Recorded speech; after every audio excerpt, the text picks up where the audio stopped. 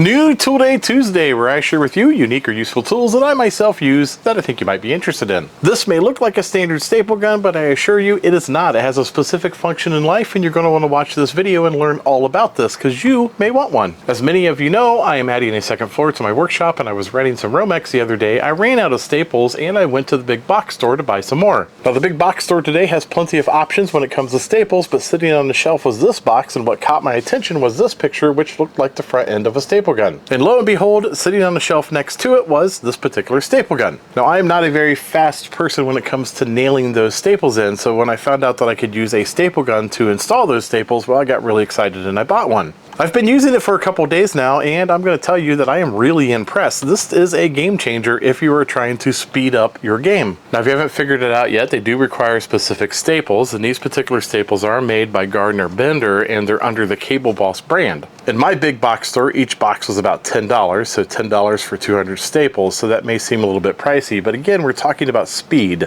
You can very quickly put a staple in, and it's very easy, so for me, it was worth it just to save a little bit of time. The staple gun itself has kind of a cool little trick, and that is it has a channel that the wire sits in neatly right underneath, right in this channel. So when you have the staple gun on top of the cable, you're kind of cradling it, and this makes it so when you press down on the handle, you're not pressing down on the cable. To operate the staple gun, it's pretty easy. Really, the only thing you need to do is straddle that cable and use it like any other staple gun.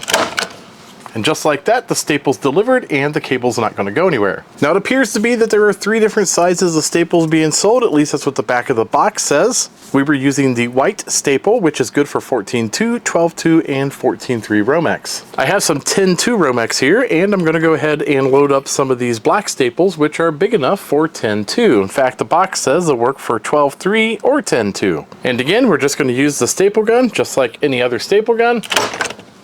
The staple is delivered and the cable is firmly in place. Let's go ahead and load up the blue staples. The blue staples are for smaller wires such as category 5 or speaker wire, security wire, thermostat wire, telephone wire, anything like that that's really small. I do have some category 5 cable on my workbench, and we're going to see how well it does.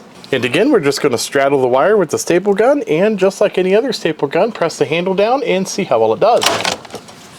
And the staple's in place and the cable's not going to go anywhere. So I think that's a pretty good demonstration of what this cable staple gun can do. Now there are some limitations. First of all, you're kind of limited to the Cable Boss brand. I don't think that there's any aftermarket staples being made. I could be wrong. If there is, let me know in the comments down below.